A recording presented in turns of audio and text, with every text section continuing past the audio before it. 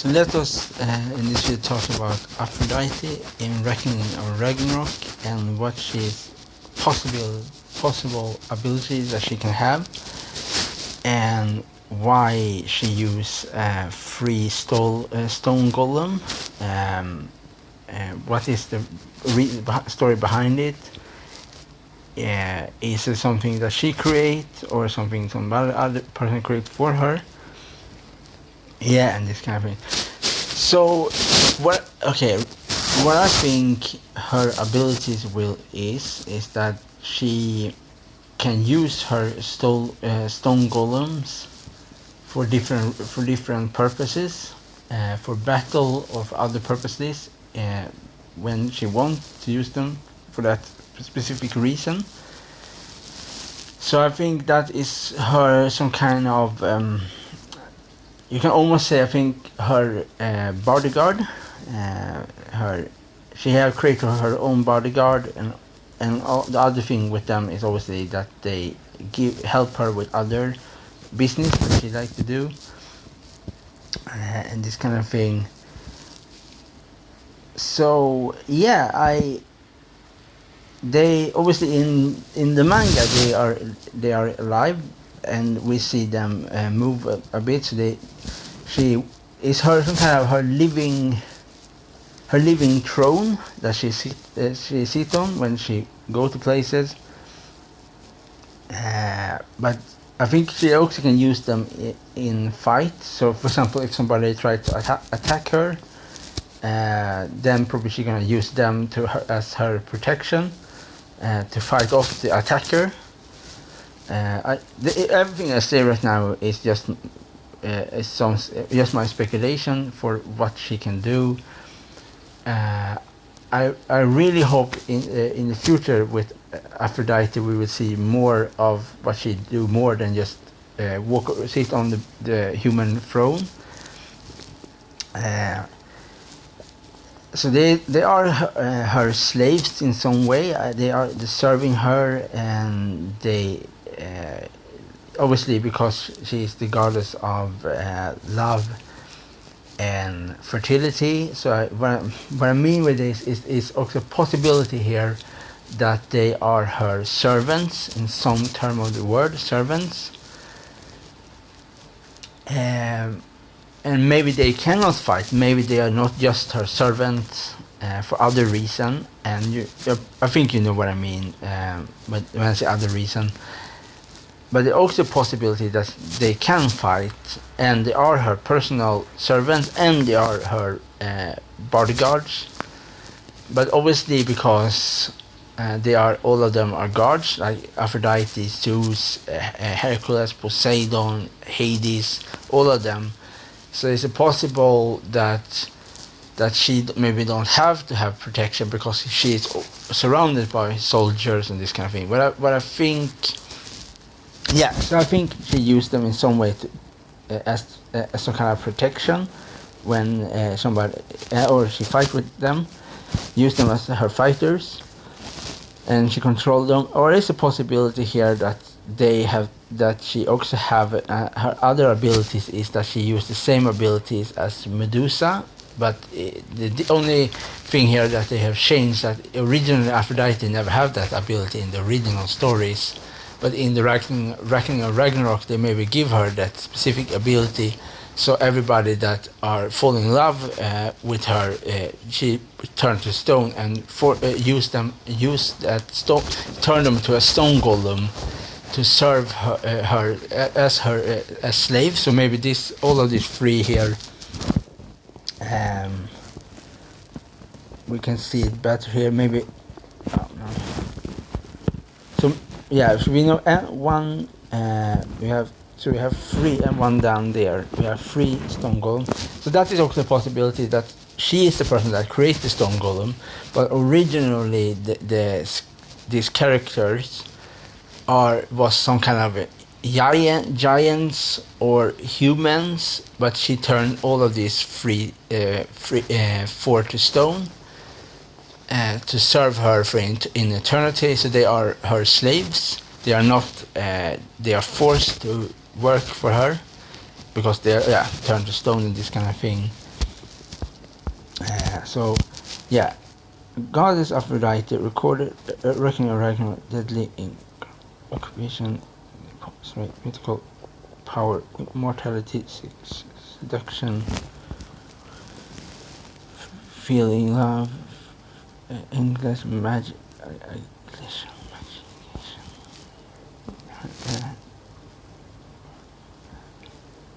magic. So Aphrodite is one of the gods in Ragnarok that was to eliminate only the human, like Shiva and Aphrodite.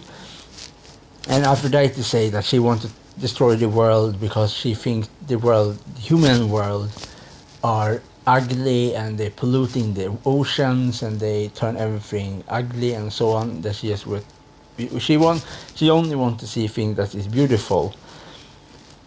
But I think it's some kind of twist with her that she is not as beautiful in originally. And what I think here is that it's something with her that maybe she is originally, maybe she will have a total different appearance, but only because she's some kind of witch that she can use that so she looks beautiful, but original that maybe she looks very, very different.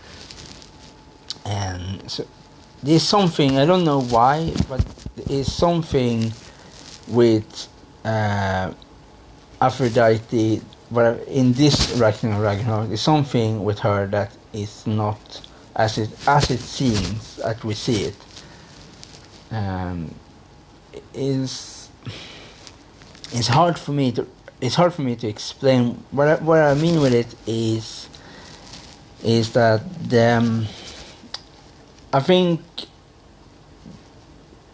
that her abilities takes the youth of people and put into her, and then she looks younger than what she originally are. So she there's a reason why she can say about other people they are ugly, because she knows that she can always be look young again. But she originally maybe not as looks, because she is 6,000 years old, because she is a god. So maybe she will look very different in her original form when she's not taking power from the youth. And what I mean with this, she takes power from people that is younger than her and makes herself look younger. And she may be also a big hypocrite.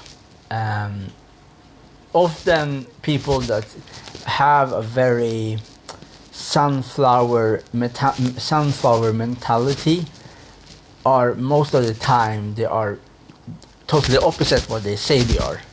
And this is where I think with Aphrodite, that she is maybe a really, really horrific person to animals or the nature. That is what I think, that is her original thing with her, that she only say that she likes the nature and the animals, but maybe she's a really, really cruel person in reality. So she can look like a good person, but maybe she's a very ugly person outside and inside in the story. That is just my speculation for Aphrodite in the reckoning of Ragnarok. And this kind of thing. And other thing was that she used her stone golems to her personal hobbies and her protection, and they are just her slaves. It's like this. She controlled them. There is no other reason for having this for a stone golem for you, because obviously they are. We know that they are there for give her some kind of.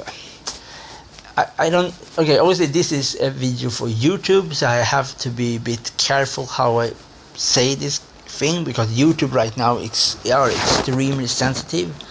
and YouTube, if you say something bit too wrong, YouTube will flag this. So I really don't want this video to get flagged, so I have to make it go around a bit.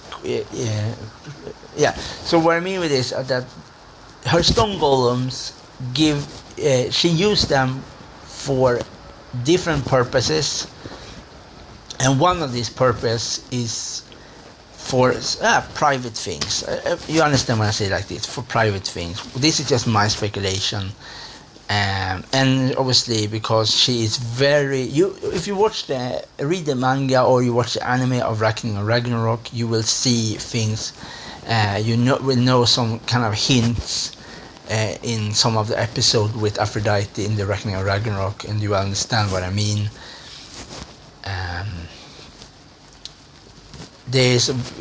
She's not a very complicated character. She's not a character that you have to really think, who is she? She's very maybe she is complicated, but on the inside, but maybe on the surface looks very simple.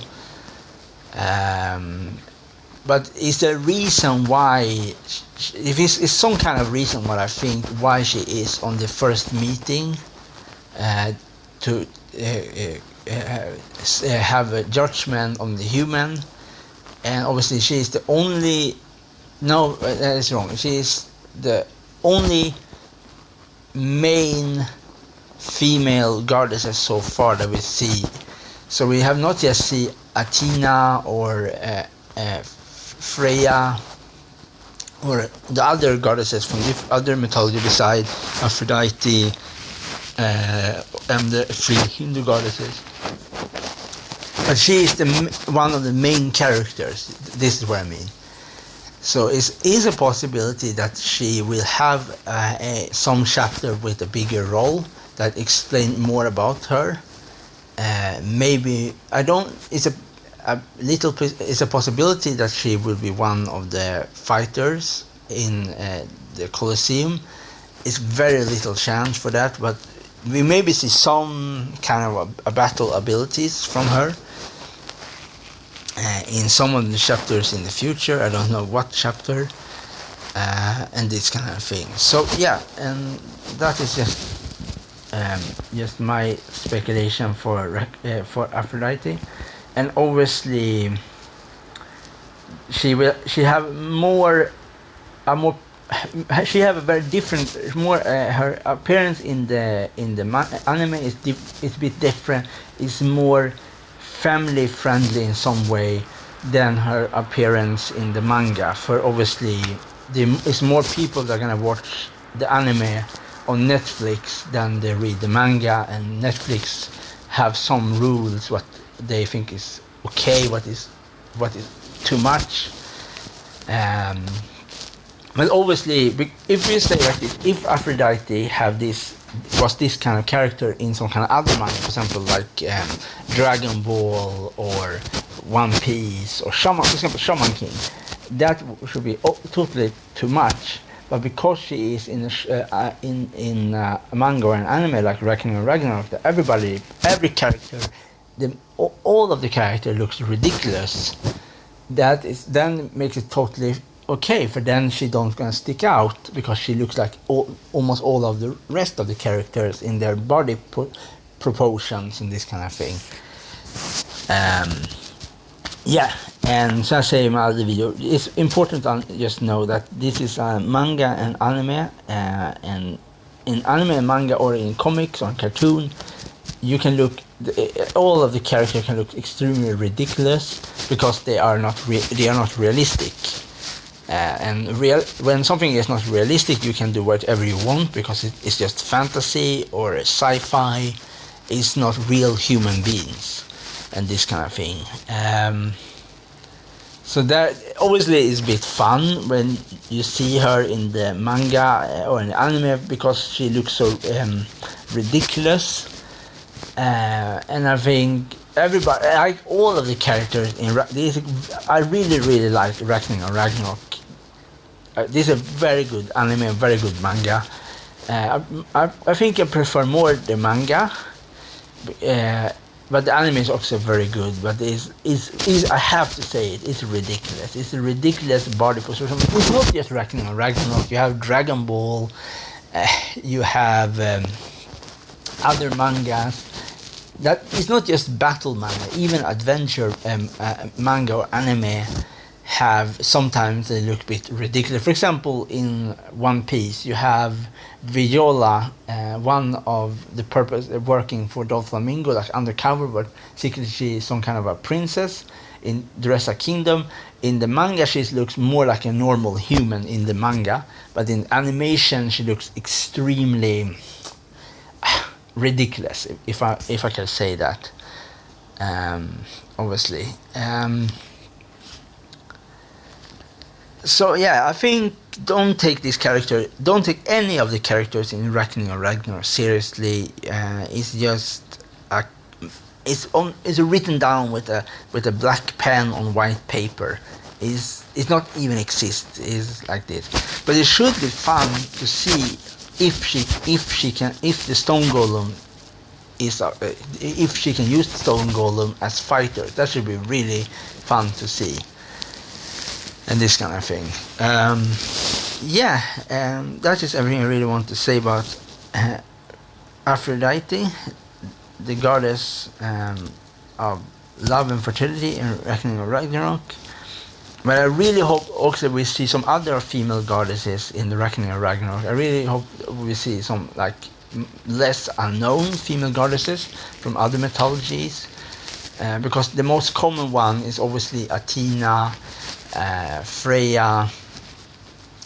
So I really hope we're gonna see some more female goddesses and fighters in Reckoning of Ragnarok. For right now, it's only men fighters so far. So I hope that will give some bit diversity in this show. Maybe will not. I really hope we will see some diversity. That's everything I really want to say.